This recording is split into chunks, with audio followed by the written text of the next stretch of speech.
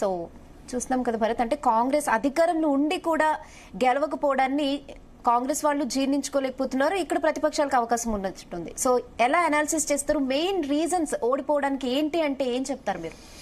అంటే కాంగ్రెస్ పార్టీకి సంబంధించి ఓడిపోవడానికి ప్రధాన రీజన్, ఇప్పుడు ఓడిపోయింది ఎన్ని ఓట్లతో?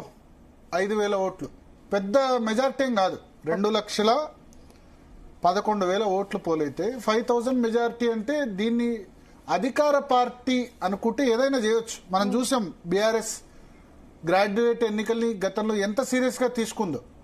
జీవన్ రెడ్డి గెలిచినప్పుడు వాళ్ళు సీరియస్ గా తీసుకోలేదు, క్యాండిడేట్ పెట్టలేదు, అప్పుడు ఓడిపోయింది. సో ఆ నష్టాన్ని గ్రహించారు. అది పార్లమెంట్ ఎన్నికల మీద కూడా ఎఫెక్ట్ పడింది. సో ప్రతి ఎన్నికను సీరియస్ గా తీసుకోవాలని భావించి పల్లా రాజేశ్వర్ రెడ్డి గాని, సురభి వాణిదేవి నల్గొండ, వరంగల్, ఖమ్మం, హైదరాబాద్ గ్రాడ్యుయేట్ ఎన్నికను ఎంత సీరియస్ గా తీసుకుని ఏ విధంగా గెలిచారో చూసాం. నిజానికి గ్రాడ్యుయేట్లలో అప్పుడు పీకల దాకా కోపం ఉంది బీఆర్ఎస్ మీద. అయినా సరే వాళ్ళు ఏ విధంగా అయితే స్ట్రాటజీ చేశారో, అప్పుడు కూడా బీజేపీ ఉంది, కాంగ్రెస్ ఉంది. పల్లా రాజేశ్వర రెడ్డి మీద అయితే ఇదే తీన్మార్ మల్లన్న ఉన్నారు, కోదండరామ్ ఉన్నారు, చెరుకు సుధాకర్, రాణి రుద్రమ, చాలా మంది బీజేపీ నుంచి ప్రేమేందర్ రెడ్డి, కాంగ్రెస్ నుంచి రాముల్ నాయక్, ఇంతమంది ఉన్నా సరే ఆ ఓటు, ఆపోజిషన్ ఓటు అంతా డివైడ్ చేసి పనిచేశారు. ఇక్కడ అధికార పార్టీలో ఆ విధంగా కనబడలేదు. అంటే ఎవరికి రెస్పాన్సిబిలిటీ లేదు. నరేందర్ రెడ్డి పాపం తన సొంత టీంతో, ఆల్ఫోర్స్ విద్యా సంస్థల స్టాఫ్ ఆయన మీద డిపెండ్ అయ్యారు తప్ప కాంగ్రెస్ పార్టీలో ఏ వ్యక్తి మీద, ఏ లీడర్ మీద, ఏ క్యాడర్ మీద డిపెండ్ కాని సిచ్యువేషన్. ఇప్పుడు అల్టిమేట్ గా ఏమొచ్చిందంటే ఈ ఎన్నికల్లో ఇంత తొందరగా వ్యతిరేకత వచ్చింది ఆ ప్రభుత్వం మీద. ఇప్పుడు కేసీఆర్ గ్రాడ్యుయేట్ ఎన్నిక ఓడిపోయేందుకు ఎంత సమయం పట్టింది? 5 సంవత్సరాల తర్వాత ఓడిపోయినారు కదా. 2014 నుంచి 19 ఫిబ్రవరిలో ఓడిపోయినారు కదా. ఇప్పుడు 1 year కే వీళ్ళు గ్రాడ్యుయేట్ ఎన్నికల్లో ఓడిపోతే ఎటువంటి సిగ్నల్ వెళ్తుంది? అది ఆలోచించాలి కదా. ఎందుకంటే కాంగ్రెస్ అధికారంలోకి రావడానికి ప్రధాన కారణం గ్రాడ్యుయేట్స్. చదువుకున్న వాళ్ళు చాలా మంది టీఆర్ఎస్ వద్దనుకున్నారు.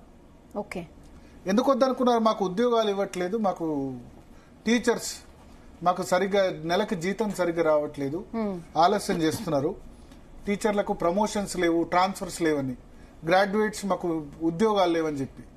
సో అది ఇప్పుడు ఏడాదిలోనే 1 year 2 months లోనే రివర్స్ అయిందంటే అది నరేందర్ రెడ్డికి పెద్ద దెబ్బ కాదంట. నేను కాంగ్రెస్ పార్టీకి పెద్ద దెబ్బ, కాంగ్రెస్ పార్టీ లీడర్స్ పెద్ద దెబ్బ.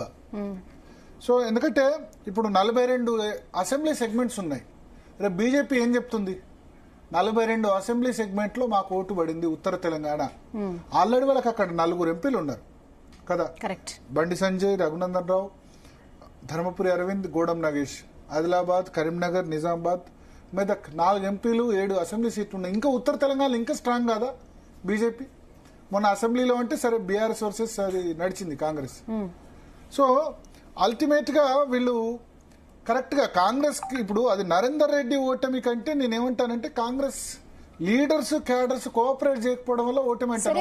ఇప్పుడు 5,000 ఓట్లతో ఓడిపోయారంటే కొంచెం పనిచేసి ఉంటే గెలిచేది కదా.